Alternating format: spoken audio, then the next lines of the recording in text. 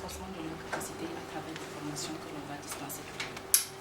Justement, quel est le contenu de cette formation? Nous avons une palette d'outils sur lesquels on va former les participants, comme par exemple Twitter, Skype, YouTube, on a des applications sur la campagne marketing, des outils de sondage qui vont permettre à ces organisations, ces associations-là de pouvoir gérer leurs activités en ligne, de pouvoir suivre les participations en ligne et éventuellement de pouvoir faire des sondages et des relances des participants. Combien d'associations avez-vous? On a invité une trentaine de personnes, toutes n'ont pas répondu présentes, mais je peux dire que d'ores et déjà, on a à peu près 16 ou 17 associations qui ont répondu présentes. Et votre rapport avec le réseau NetSquare?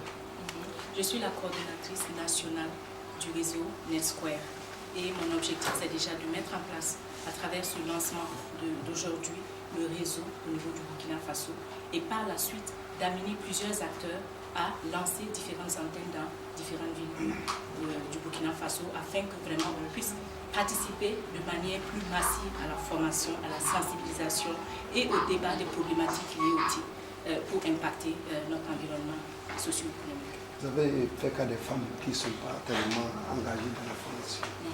Quel message avez-vous à lancer? Le message que j'ai à lancer au niveau des associations de femmes, c'est de prendre contact avec nous, de ne pas hésiter vraiment à nous approcher parce que nous sommes disponibles pour les appuyer dans le renforcement de leurs compétences. Les formations que nous allons faire aujourd'hui portent sur des outils qui sont complètement gratuits. Donc, cela signifie que c'est des applications qui sont à la portée des associations et qui peuvent leur permettre de mener plus facilement leurs activités. Donc, il faut venir. Les tips, ça a l'air complexe, mais ça ne l'est pas. Si on se donne la peine, je pense qu'on peut y arriver. Alors, pour ceux qui ne savent pas, quel est l'intérêt de ces tips?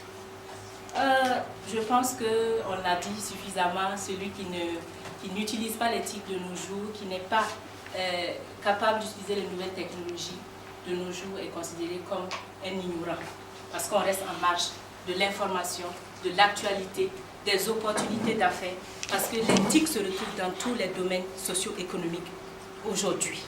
Que ce soit l'économie, que ce soit la politique, la finance, le social, tout est basé actuellement sur les TIC. Donc on ne peut rester en marge des nouvelles technologies. On ne peut que se mettre en marche et travailler à vraiment renforcer ses compétences pour profiter pleinement de ces nouvelles technologies. Le parrain. Le parrain.